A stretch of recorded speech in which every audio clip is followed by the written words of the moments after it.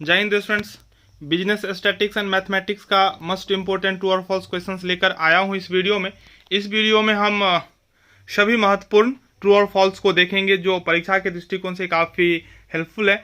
अगर बुक से क्वेश्चंस पूछेगा, अपने मन से क्वेश्चंस नहीं पूछेगा। मैं इसलिए बता रहा हूँ, ये जो पिछला जो एग्जाम हुआ था आप लोगों का फाइनेंशियल अकाउंटिंग का, उसमें 11वीं 12वीं से क्वेश्चंस दे दिया था ट्रू और फॉल्स का, जो हम नहीं बताए थे। और जाहिर सी बात है, समझने वाली बात है, पार्ट 1 का एग्जाम है तो पार्ट 1 से ही गेस कोई करेगा। तो बाहर से तो 2-3 क्वेश्चन नहीं मिला था, 4 क्वेश्चन नहीं मिला था, और 6 क्वेश्चंस बुक से पूछा था, तो 6 के 6 हमने गेस किया था। तो आप लोग निश्चिंत होकर, मैं जो आपको बता रहा हूँ आप पढ़ सकते हैं, देख सकते हैं। क्वेश्चंस इससे बाहर आने की संभावना बहुत ही कम है, ठीक है।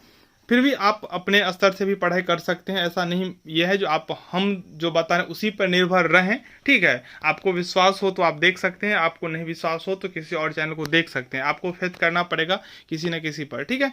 चलिए, पहला क्वेश्चन है सांख्यिकी, विज्ञान और कला दोनों, ये ट्रू है। बस आपको गलत कहाँ होता है ये समझिए।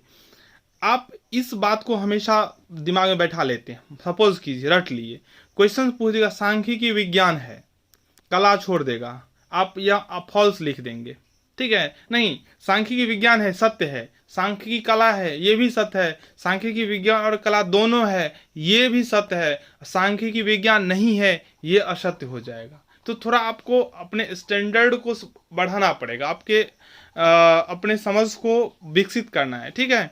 अगला है सांख्यिकी समूह का अध्ययन करती है, व्यक्तिगत इकाइयों का नहीं। ये बिल्कुल सत्य है। स्टैटिक्स जो होता है ना, ग्रुप का होता है, समूह का स्टडी है, ना कि इंडिविजुअल यूनिट का, ठीक है। ये समझ लीजिए। अब इसमें पूछ देगा सांख्यिकी समूह का अध्ययन नहीं करती है, तो फॉल्स हो जाएगा। तीसरा है सांख्यिकी सरकारी प्रशासन का नेत्र है, बिल्कुल ट्रू है। कोई भी जो डेटा होता है वो स्टैटिक्स से ही पता चलता है, तो हम कह सकते हैं जो सांख्यिकी जो है वो सरकारी प्रशासन का क्या है, नेत्र है, आंख है। आगे है सांख्यिकी बहुवचन के रूप में समंक या आंकड़ों के रूप में लिया जाता है, यानी कि बहुवचन के रूप में समंक या आंकड़ों के रूप में लिया जाता है, ये सत्य कथन है। आगे है सांख्यिकी गणित की एक शाखा है, बिल्कुल सही बात है। आप मैथमेटिक्स में ही स्टैटिक्स को पढ़ते हैं, इसलिए statics is a branch of mathematics. आप बोल सकते हैं सांख्यिकी झूठ का इंद्रधनुष है, ये फॉल्स स्टेटमेंट है। सांख्यिकी झूठ का इंद्रधनुष है, यह सही नहीं है। आगे है सांख्यिकी नियम सदैव पूर्णतः सत्य होते हैं, ये असत्य है। हमेशा जो है ना सत्य नहीं होते। सपोज के लिए मैं एक आपको उदाहरण बताता हूँ, ये क्या होता है। एक बहुत बड़े सांख्यिकीविद थे जो सांख्यिकी में महारत हासिल कर लिए थे। वो एक रोज खुद और अपने 3 बेटों के साथ जा रहे थे कहीं यात्रा पे, बीच में नदी आ गया, ठीक है। अब नदी पार करना था, तो इन्होंने क्या किया, अब खुद का एक चीज आपको माध्य यहां समझा दूंगा, औसत निकाला, ऊंचाई, औसत ऊंचाई अपना प्लस अपने 3 बेटे का हाइट को जोड़कर 4 से डिवाइड कर दिया, तो औसत निकला। मान लीजिए 4.5 फीट, ये एवरेज इनका निकला, ठीक है, 4.5 फीट, ठीक है। 4 लोग थे, इसलिए चारों का जो हाइट था उनको ऐड करके 4 से डिवाइड कर दिया, एवरेज हाइट निकल गया।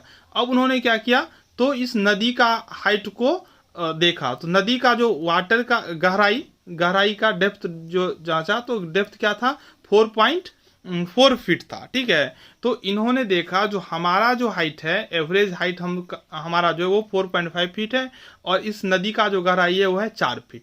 तो आराम से ये 4 से तो ऊपर हुआ ना 4.5, तो इनको लगा जो हम आराम से नदी को क्रॉस कर सकते हैं। उन सभी इन्होंने क्या किया, नदी को क्रॉस किया। जब इस साइड आए तो देखा कि इनका 2 बेटा बीच में ही डूब चुका था। क्यों?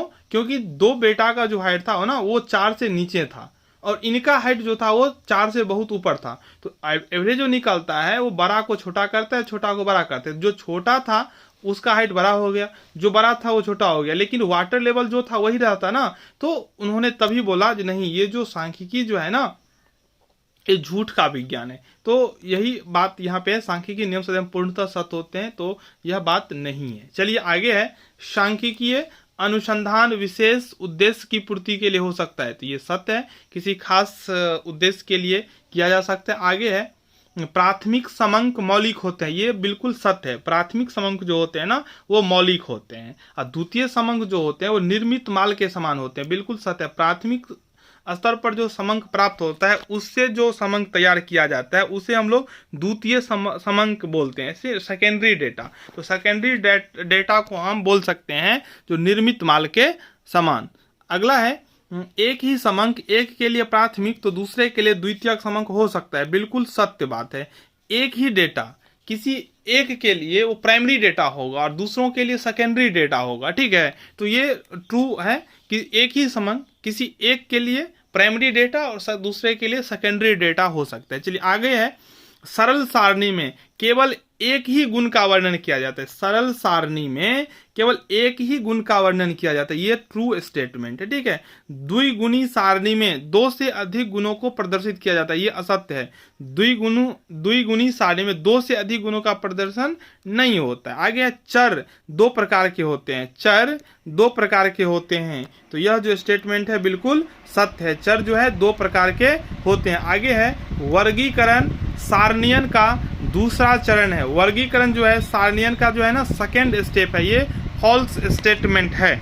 आगे है, माध्यिका वह बिंदु है जिससे आधी संख्याएं कम और आधी संख्याएं अधिक होती है, तो यह सत्य है। देखिए माध्यिका जब हम निकालते हैं तो क्या करते हैं, तो आरोही क्रम में या अवरोही क्रम में हम अरेंज कर लेते हैं, ठीक है। आरोही क्रम में, और ठीक बीच वाला जो होता है माध्यिका होती है। एक तरफ सब छोटा होता है, एक तरफ सब बड़ा होता है। तो हम बोल सकते हैं माध्यिका वह बिंदु है जिसमें से आधी संख्याएं कम और आधी संख्या अधिक होती है। देखिए एक बात मैं और आपको बता दूं, इसमें इस स्टैटिक्स में क्या होगा, तो 2-3 क्वेश्चंस प्रैक्टिकल भी रहेंगे ट्रू और फॉल्स में, जो आपको सोल्व करके सत्य और असत्य का पता लगाना होगा। तो आप लोग ध्यान से समझिए बात को और उस समय अपना डेटा निकाल के देखिएगा, तब पता चलेगा। हम कुछ प्रैक्टिकल क्वेश्चंस भी कोशिश करेंगे आज कंप्लीट करवाने का। VBA क्वेश्चंस भी दे देता हूं इसके बाद, और एक्सप्लेन भी कर देते हैं। आगे है, माध्य को बीजगणितीय निष्कर्ष को व्यक्त करने का संक्षिप्त ढंग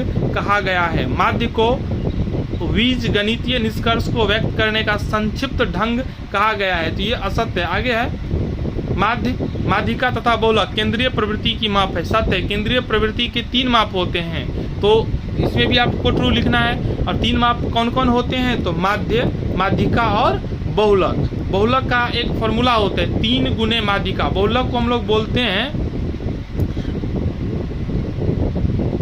अंग्रेजी में मोड, माध्यिका को बोलते हैं मीडियन और माध्य को बोलते हैं मीन।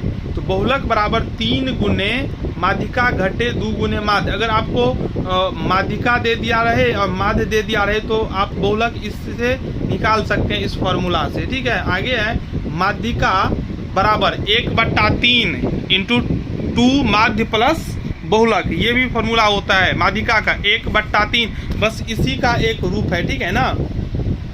ये माध्यिका निकालने के लिए बोल रहा है, तो बहुलक -2 माध्य को इधर लाएंगे तो +2 माध्य हो जाएगा, तो बहुलक +2 माध्य।